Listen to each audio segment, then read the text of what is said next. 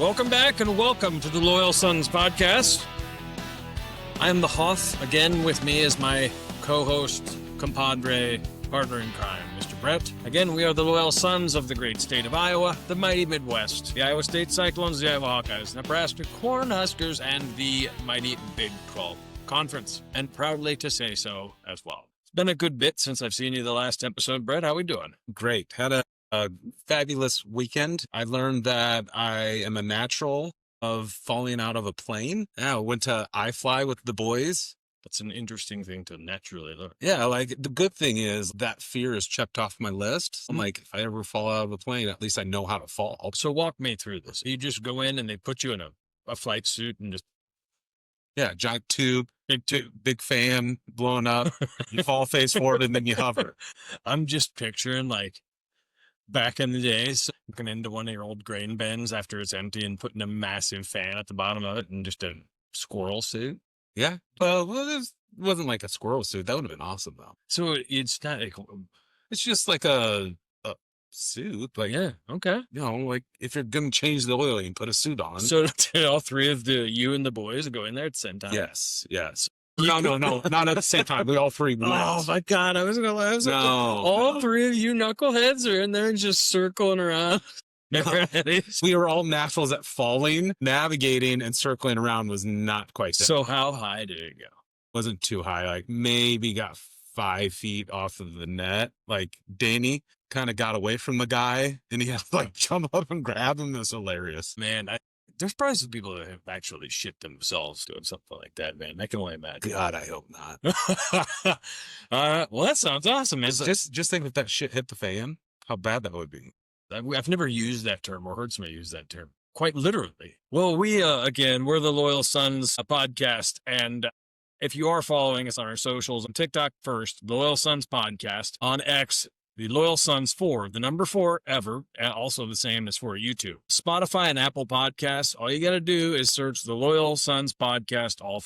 We're also on Facebook and Instagram out there as well. Before we get rolling, Brett, there were some things I wanted to bring up. So the playoffs are going on. It's quite literally the best playoff I think we've ever seen. Unless you're an SEC fan, then you're making stuff up. But what do you think about Miami? I love it. I love Michael Irvin on the sidelines. I love his belt thing that he's doing. Like, if you're on the field and you screw up and you know you have to go back to the sideline and get yelled at by Michael Irvin, I ain't screwing up. It's funny how much he wants the U, like the actual U, sorry, not the Utah U, the U, to actually be back so bad.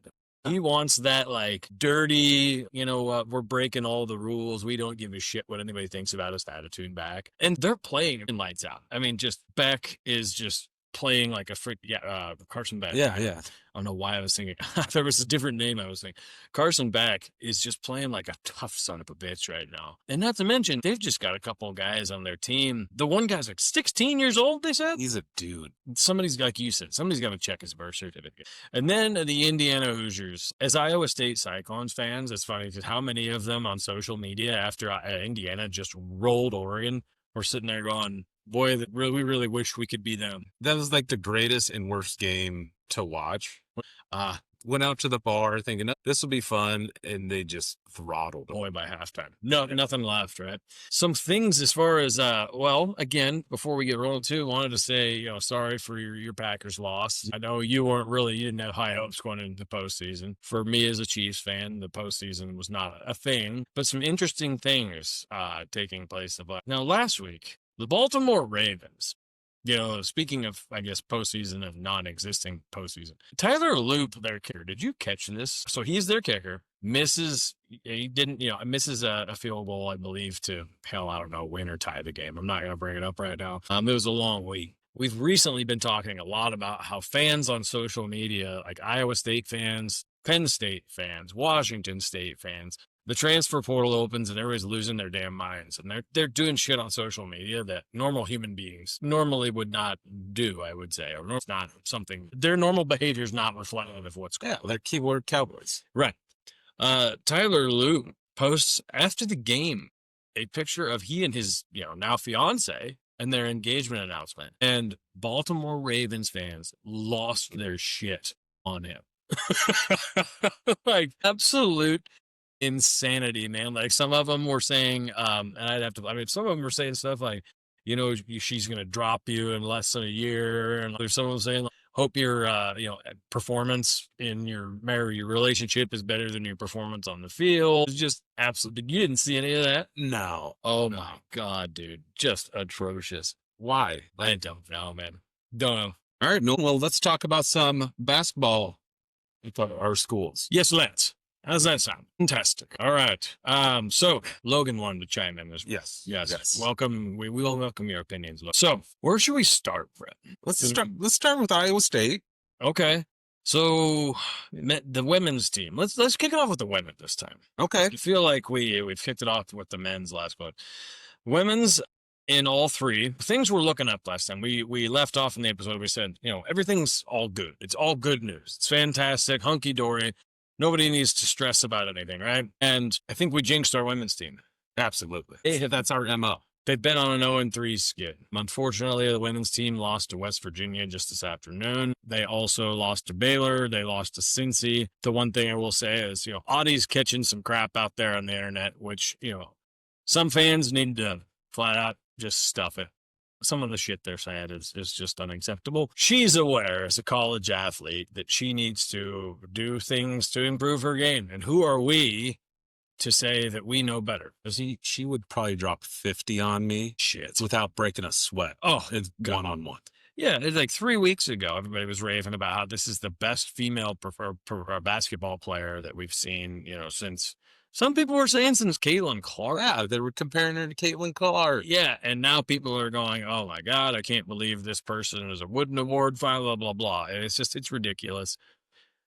Put yourself in check and just remember, she's trying, right? I don't really know how else to say it. I think she's trying to pull the old Kansas City shuffle on them.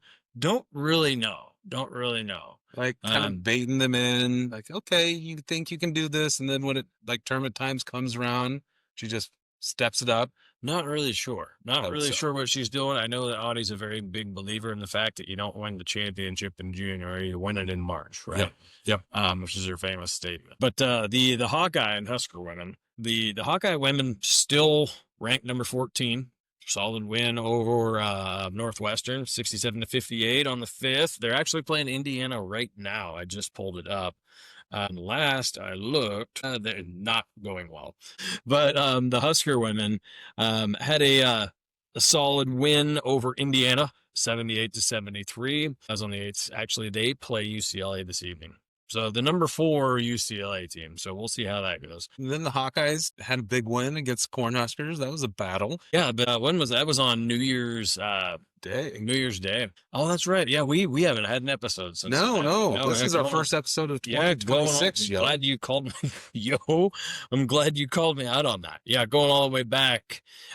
Number 14 Iowa at the time.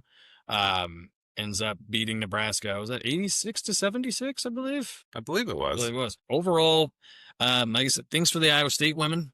A little bit rough right now on an 0-3 skid, but Nebraska and Iowa both starting off conference play really solid. And then you go to the men's side. Let's start with Nebraska. The mayor. Have you seen, so just this morning, Brett, I received a link from a friend of mine, CBS Sports, had Nebraska ranked, guess where they're ranked by CBS Sports. Nebraska just won yesterday, mind you. Indiana. Beat Indiana. Indiana has the good mojo from their football team. I'm going to say 8. They had them at 4. Whoa. Yep. They had them at 4. So Arizona, number 1, another team in which we'll talk about at number 2. And then I don't want to steal the thunder, but they had Nebraska number 4. Okay, well, I kind of like those rankings. Not bad, right? Okay. Pretty good for a team that really nobody expected shit from starting off the year. Yeah, Nebraska with that win, that improves them to what? I think that puts them at 16-0.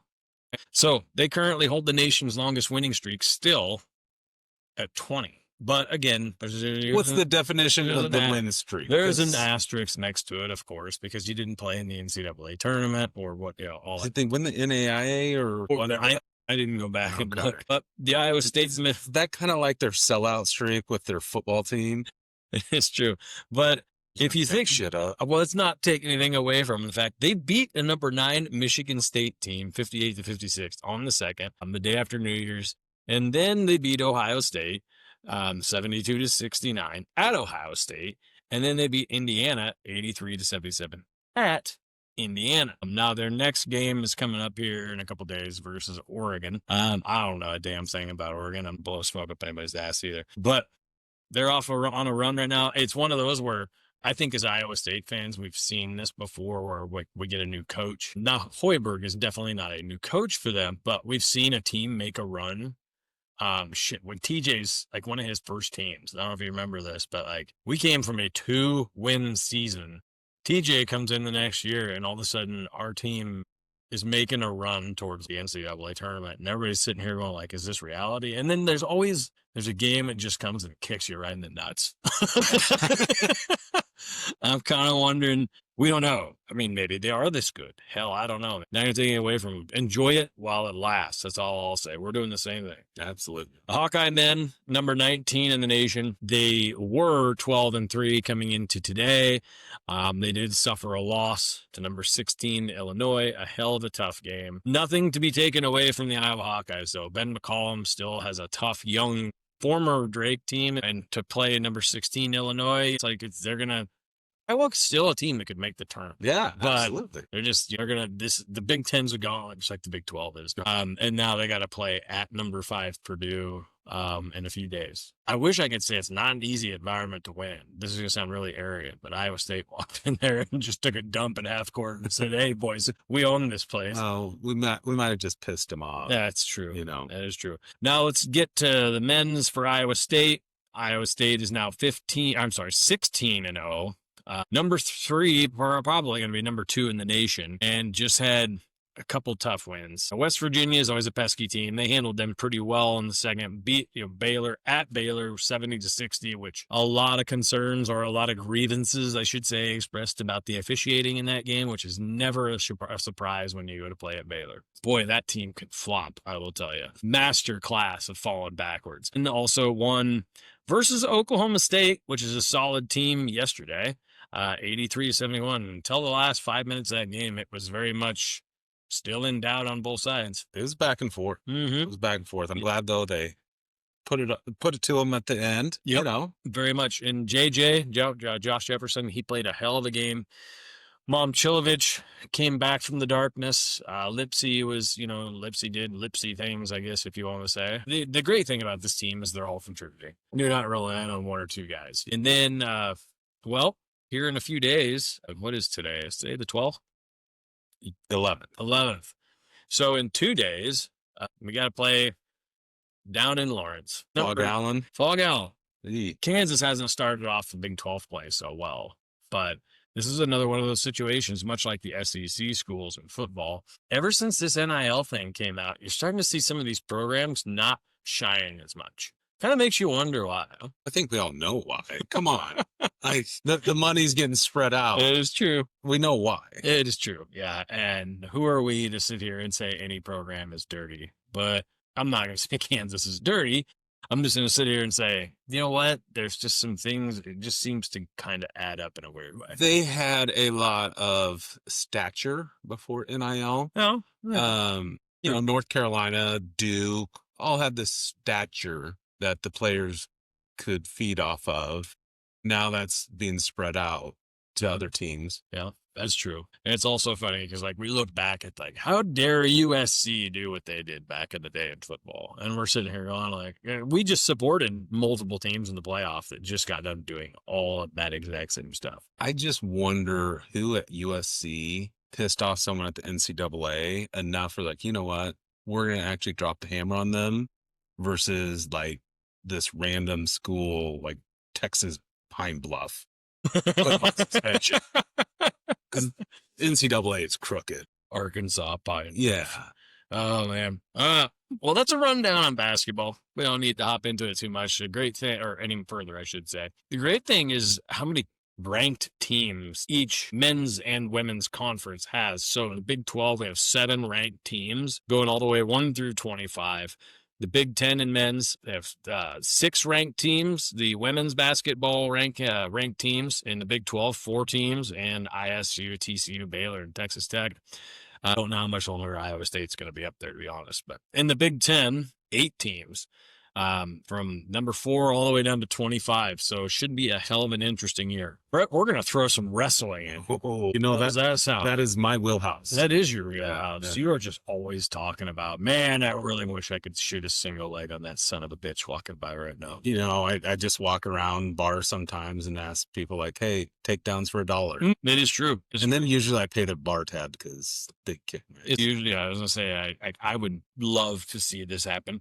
Before we get started, though, Brett, we're gonna do some trivia, really quick. So the Big 12, Brett, has a total of 14 teams. The reason I ask you this is because we brought this up in a previous episode. I gotta hide this from you. The Big 12 has a total of 14 teams between 4 legacy teams and 10 affiliated teams in wrestling. Now, in affiliated teams means teams normally in other conferences. Kind of like Notre Dame with basketball and all their sports.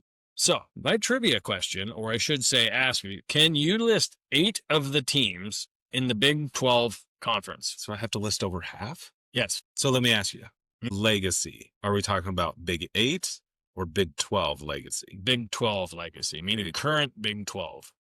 Okay.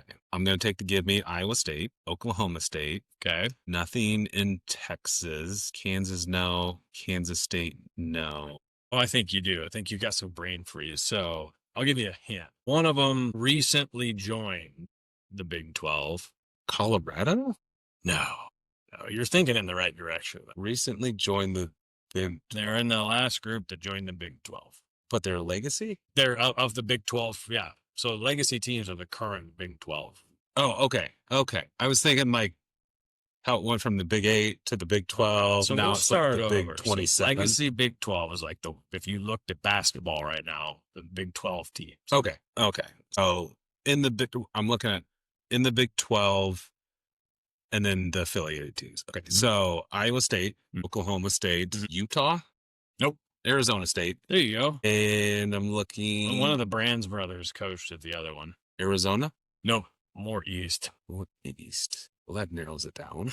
Does it? East of Arizona? How about you move on to affiliated teams? Okay. I'm going to take the give me there, Air Force Academy. Okay. Because Terry wrestled there. Hopefully we'll get him on here to talk about NCAA wrestling tournament. Sure. Colorado State? Nope. North Dakota State? Yes, that's one of them. South Dakota State? Yes. Yeah, 2 more. South Dakota? No. North Dakota? No. You can also think former Big 12 teams that are no longer. Oklahoma. Yeah, there's one. Yeah, one more. One more. Stanford. Oh, just to give them to you. All right, for sake of time. Iowa State, Oklahoma State, Arizona State, West Virginia. Ah, okay. Mountain Mama. All right. And the affiliate members, Air Force, you got Oklahoma, you got South Dakota State, you got North Dakota State. Now, we have the Missouri Tigers, Northern Colorado Bears. Okay. Colorado's close, right? UNI, this is where it gets fun. The Wyoming Cowboys. These are the 2. I'm surprised you didn't get these. The Utah Valley Wolverines. Right. Yeah. The California Baptist Lancers. Oh, I love the Lancers. I mean, huge fans. Yeah. Huge fans. Hear that they got great pizza out there. Really? No, not at all.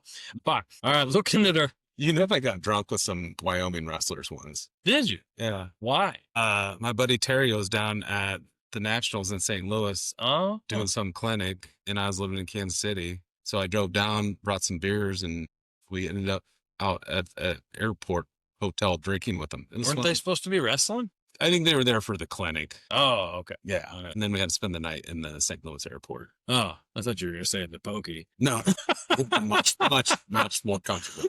So as wrestling goes, the Hawkeyes are sitting at number 4. The Cyclones are at 7-2. The Cyclones are sitting at number 3 at 5-1. The Huskers are sitting at number 6, 7-3.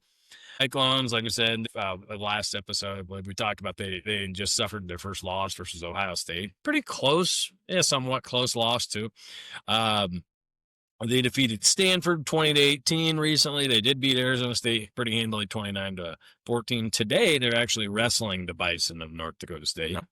Huskers lost to number 5 Okie State or Oklahoma State. Sorry, I learned recently State is not the way you say it. 12-22. They did beat number 16 UNI 30-6. And I don't have the score on there, but they recently wrestled Purdue a couple days ago. That's what I get for writing up the agenda too early. And then they wrestled Minnesota here coming up. And same thing goes for the Hawkeyes. They were last weekend wrestling in the Soldier Salute tournament up in I believe it's in Coralville. They did have one champ. It was Jordan Williams at 157. A good showing for them. And then again, I don't have the scores here, but they did wrestle number 18 Wisconsin recently. Again, like I said, this is what I get for writing up the agenda way too early. So with that being said, Brett, what do we want to talk about next? Do we want to talk about this transfer portal thing? On to the portal.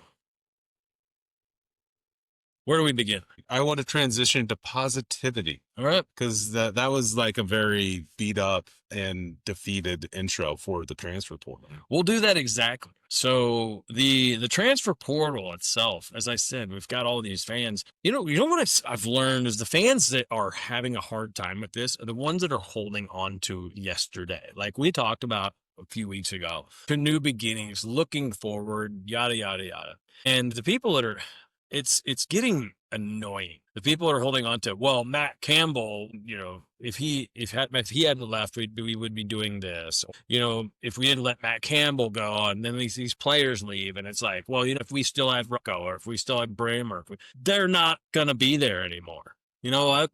We've got 36 dudes coming in the portal right now, and pretty much every single one of them's a 3-star. I'm not sitting here bagging on Matt Campbell, or I'm not sitting here singing the praises of Jimmy Rogers. But when's the last time Matt Campbell had all 3-stars all the way across his freaking incoming transfer class? I can't think of any. No, I can't either. But I mean, are you seeing this shit too? Like, are you getting like it's annoying? It is. And I learned this from my grandpa. Yeah. Like I have a really good ability to just like tune stuff out. Yeah. That's a good point. So like, I guess I'm focused. Like, you know who I'm excited for? Carter Paps. Who? Carter Paps. We got him in the transfer portal and he's going to sell his jersey out. Imagine. An Iowa State jersey with Paps on the back. What position is he? I don't know. I just know he's got a sweet ass name and I want a jersey. This is the biggest difference between us being professional analysts and us just being sports fans right here. Anyone listen to this for our professional opinions, I'm sorry. But the cool thing is incoming 36 guys. And that just today, we just recently got a guy from Montana State. Also, we got a running back. So that was the biggest worry I know for all Iowa State fans is, I will say this, Coach Rogers did a freaking badass job of loading up on linemen, which has been a pain point for Iowa State for a while. But yeah, we just signed this badass defensive back out of Montana State. We just got a running back from Oregon State. So Flora's going to have some help back there. I think if last I saw, I think we signed another running back as well. I don't know enough about it, but the interesting thing is numbers are bullshit in this portal stuff. But one thing, the stars that they give players, the amount of players that literally for a team will be listed as a 3-star, and the minute they go in the portal, they're a 4 or 5-star is freaking mind blowing. The whole star thing is such bullshit. It's so subjective. Yeah. But if you go and look at UNT's roster that is transferring to Oklahoma State. Again, Oklahoma State, very excited for you guys. Like, I think it is absolutely incredible. You guys are ranked number 1 in the portal right now, transfer portal, whatever. But it's badass. I want to see Oklahoma State do good. But the fact is these guys from UNT that 2 years ago were 2-stars, some of them maybe 3-stars, and all of them are 4 and 5-stars now in the portal. And there's something to be said for development. There is. That's what our old coach hung his hat on. Right. But how is it possible that every single guy, look at all of our, like all 18 of ours or 19 of ours that went in the portal? Because we're sitting here talking about what Penn State got the best bunch of players available to transfer anywhere. If that's the case, why the hell didn't we finish with the record we did? Because we don't have a bunch of money like Penn State.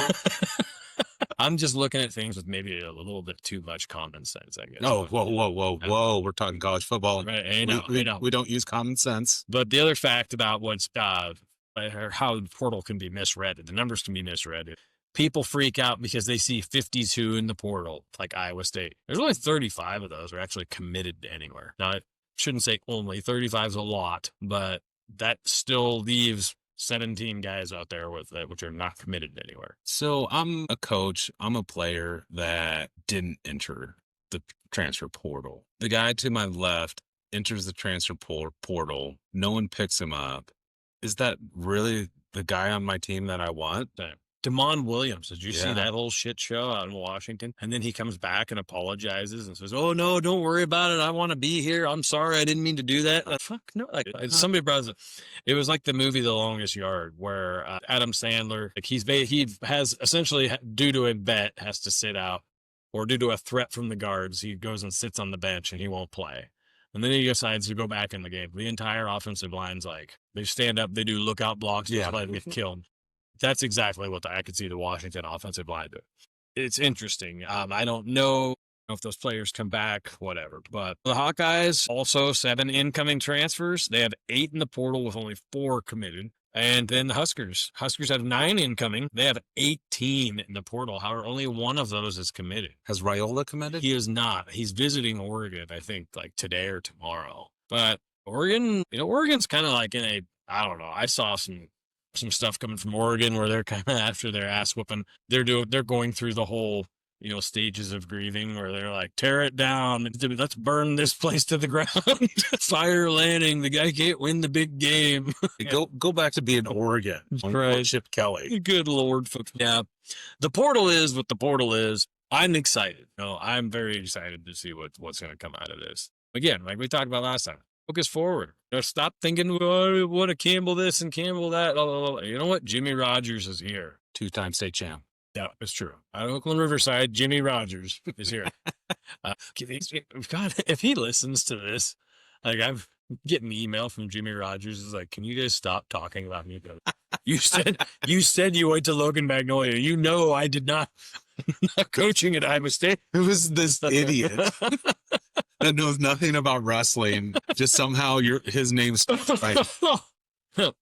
All right, Brett. Our favorite new segment apparently blew up on TikTok recently. How many views did we get on TikTok? Oh, we're up over 10K, and we appreciate it. So when we started this, yeah, just 2 idiots putting microphones in front of us and putting it out in the world. Yeah. Did you ever think we'd have more than 500 views on anything? No, not really. 500 was a stretch. Yeah. I mean, I've loved the engagement. And like I said, people just love some good old Council Tucky. Who doesn't? Anybody who's lived there, I mean, that town just, the material writes itself. It does.